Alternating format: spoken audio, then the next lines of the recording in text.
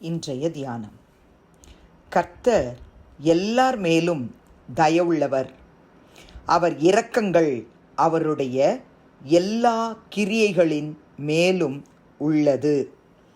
சங்கீதம் 145:9.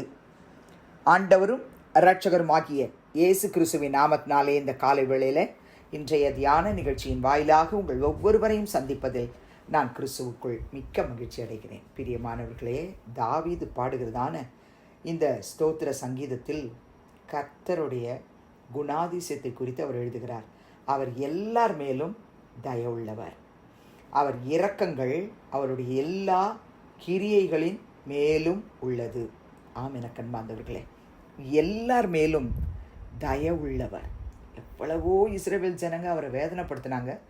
ஆனாலும் அவர் அவங்கள நேசிக்கிறதுல, அவங்களுக்கு கொடுத்த வாக்குத்தத்தத்தை நிறைவேற்றுவதில் அவர் உண்மையில் பிசகாதவராய் இருந்தார் என்று நாம் பார்க்குறோம். எல்லார் மேலும் அவர் தயவுள்ளவர், இரக்கமுள்ளவர். அவருடைய இரக்கங்கள் அவருடைய எல்லா கிரியைகளின் மேலும் உள்ளது என்று சங்கீதக்காரன் தாவீது எழுதுகிறார். எல்லா கிரியைகளின் மேலும். அத்தனை அன்புள்ள ஆண்டவரை நீங்களும் நானும் தெய்வமாய் கொண்டிருக்கிறோம். பிரியமானவர்களே, நம்ம பாக்கியவான்கள், பாக்கியவதிகள். 25ஆம் சங்கீதம் 8ஆம் வசனத்திலையும் தாவீது தான் எழுதுறாரு, கர்த்தர் நல்லவரும் உத்தமருமாய் இருக்கிறார், ஆகையால் பாவிகளுக்கு வழியை தெரிவிக்கிறார். கர்த்தருடைய பிள்ளைகளே, நம்முடைய கர்த்தர் நல்லவர், நம்முடைய கர்த்தர் உத்தமருமாய் இருக்கிறார். ஆகையால் பாவிகளுக்கு என்ன தெரிவிக்கிறார்? அவருடைய வழியை. அதாங்க நல்லவர் அப்படின்னு சங்கீதக்காரன் தாவீது எழுதுகிறார். பாவிகளுக்கு அவருடைய வழியை தெரிவிக்கிறார்னா அவர் எவ்வளோ நல்லவர்.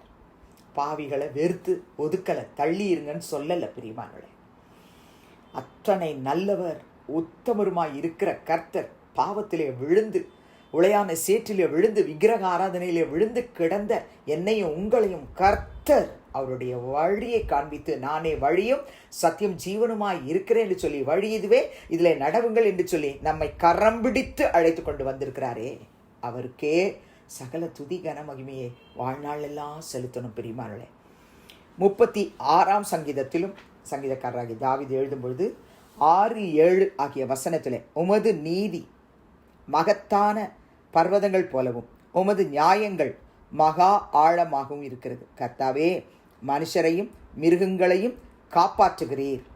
தேவனே, உம்முடைய கிருபை எவ்வளவு அருமையானது, அதனால் மனுபுத்திரர் உமது செட்டைகளின் நிழலிலே வந்து அடைகிறார்கள் என்று எழுதுகிறார்.